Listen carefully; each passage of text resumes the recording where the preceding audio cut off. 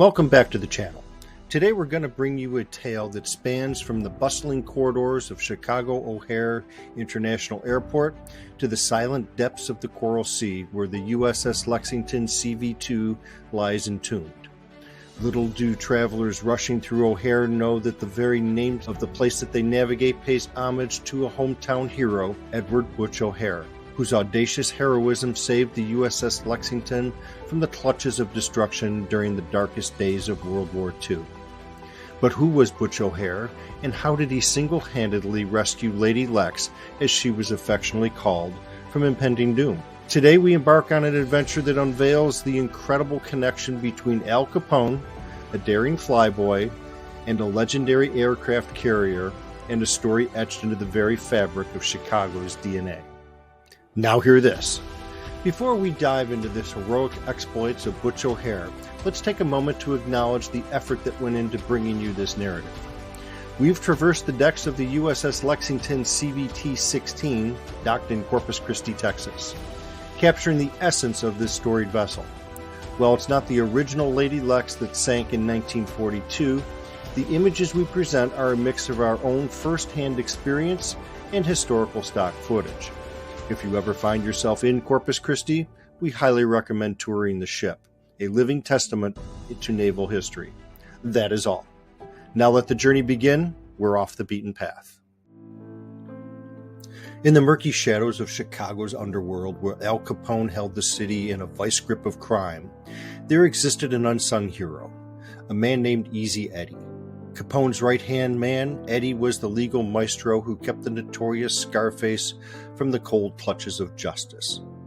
Amidst the smoky back rooms and the glitzy facade of success, Easy Eddie harbored a secret, a soft spot hidden beneath the layers of deceit. A father to a beloved son, Eddie lived a life of opulence surrounded by ill-gotten gains of organized crime. Yet he desperately yearned to be more than just the architect of Capone's legal escapes. Determined to shape a different destiny for his son, Eddie provided him with the finest life money could buy: luxury, education, and every conceivable comfort. He even attempted to instill a moral compass, hoping against hope that his son would emerge unscathed from the dark legacy surrounding them. But for all the wealth and influence at his disposal, Eddie couldn't bequeath his son two essential gifts: a good name and a virtuous example. His world, tainted by crime, offered no foundation for an honest life. Then, in a moment of clarity, Easy Eddie made a daring decision. He chose to break free from the shackles of his crime alliances and to offer his son a legacy untainted by crime. He went to the authorities and told the truth about Al Capone, cleaned up his tarnished name, and offered his son some resemblance of integrity. He stepped into the binding light of truth, testifying against the very mob that once praised his services. The price of his newfound integrity was steep.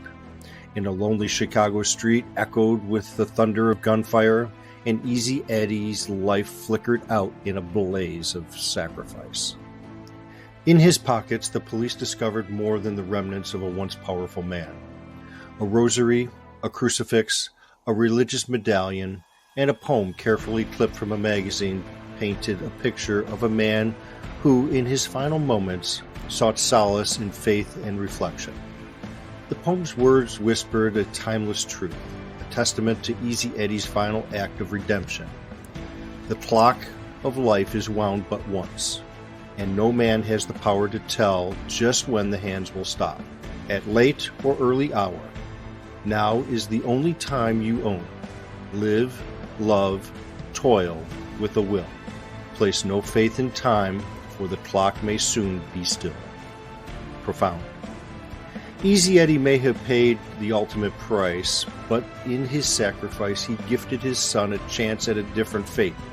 His story, a thrilling dance between crime and redemption, is a reminder that even in the darkest corners, the human spirit can choose to defy its own shadows, leaving behind a legacy that transcends the sins of the past. Before we continue, please do us a favor and give us a like and subscribe on this video. It sure would help us out. In the heart of 1914, amidst the rhythm of jazz and the whispers of an impending war, a legend began to stir. Edward Butch O'Hare, born in the city of St. Louis, found himself tethered to the world entwined with both law and crime. Shaking off the allure of his father's underworld dealings, he traded shadows for the gleaming halls of the U.S. Naval Academy at Annapolis. Graduating with honors in 1937, Butch emerged from the academy with wings of ambition and a passion for naval aviation. The skies called to him as he embarked on a daring journey into uncharted territory, naval aviation in the age of World War II. Cutting-edge planes and audacious pilots operating from the precarious decks of aircraft carriers. After months of flight training in the Florida sun, he earned his wings in 1939, becoming Ensign Butch O'Hare. As the world plunged into chaos of war after the fateful day at Pearl Harbor, Butch would be tested. Originally stationed on the USS Saratoga, which was damaged on January 11, 1942, by a Japanese torpedo while he was on board, his squadron, VF-3, was then reassigned to the USS Lexington on January 31st. The Lex was a converted battlecruiser, now transformed into a lumbering aircraft carrier. Scarred from clashes in the Coral Sea, Lady Lex sailed into the Pacific tempests with Butch aboard, ready to defend her against the ferocity of kamikaze attacks. When she was christened on October 3, 1925, the USS Lexington CV-2 was one of America's largest and most technologically advanced warships. Originally built as a battlecruiser, she was converted to be one of the Navy's first aircraft carriers during her construction. Though she missed action in World War I, Lady Lex, as she was called, trained extensively up and down the West Coast throughout the 1920s and 30s. A little-known fact, the Lex's turbo-electric propulsion system was used to supplement the electrical supply of Tacoma, Washington during a drought in 1929 to 1930. When World War II erupted, she became the flagship of Task Force 12 and wasted no time sailing into the heat of battle. As the drums of war echoed louder, the Lexington became a battleground. Butch found himself navigating the dangerous skies, participating in the daring Doolittle raid on Tokyo. In those perilous skies, he earned his wings anew, flying combat air patrols to shield the Lady Lex from the lurking threat of Japanese attack squadrons. On February the 20th, 1942, the Pacific Ocean stretched endlessly beneath the azure sky. On the vast deck of the USS Lexington, Lieutenant Edward Butch O'Hare was unaware that the stage was set for one of the most daring aerial performances of World War II. Butch and his wingmen found themselves in the spotlight, the only U.S. Navy fighters available to defend the Lady Lex. Most of the carrier squadrons were off chasing enemy bombers, leaving O'Hare and his comrade racing against time to intercept another 9 Japanese bombers just 12 miles from the decks of the Lexington. As the drama unfolded, O'Hare's wingmen encountered a mechanical hiccup. His guns jammed, leaving Butch as the sole guardian of the Lexington against the imminent threat. With the weight of the carrier's destiny on his wings, he plunged into the perilous battle with the approaching bombers. Butch and his wingmen found themselves in the spotlight, the only U.S. Navy fighters available to defend the Lady Lex. Most of the carrier squadrons were off chasing enemy bombers, leaving O'Hare and his comrade racing against time to intercept another 9 Japanese bombers, disrupting their lethal formation just shy of their target range. The Lady Lex, once vulnerable, now owed its continuous existence to the audacity of one man. But it wasn't over. Out of ammunition, and with the scepter of danger still looming, Butch executed a daring maneuver, slicing in front of the carrier's anti-aircraft guns like a celestial guardian. His message was clear: don't fire upon him. The hero was returning home. As O'Hare touched down on the carrier's decks, the sun dipped below the horizon. The true extent of his heroism unfolded. The gun camera footage from his plane showcased the intensity of his aerial feat. 5 enemy planes obliterated. February 20th, 1942 marked not just the date, but the birth of a legend. Butch O'Hare, at age 29, became the Navy's first ace of World War II and the first naval aviator to receive the Medal of Honor from President Franklin D. Roosevelt. Sadly, Butch would not make it through the war, disappearing during a risky night mission in late 1943. But Chicago rewarded its native son by renaming the originally named Orchard Airport to O'Hare International, their namesake hometown hero. After escaping the clutches of bombers and kamikazes on multiple occasions, the Lady Lex's storied career finally ended when she took multiple torpedo strikes at Coral Sea and sank on June 24, 1942.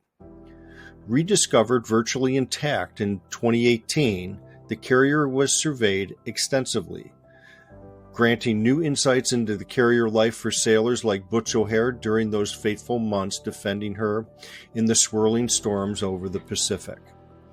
As harrowing and courageous as the man she immortalized, Lady Lex's legacy lives on just like Chicago's hero, Butch O'Hare.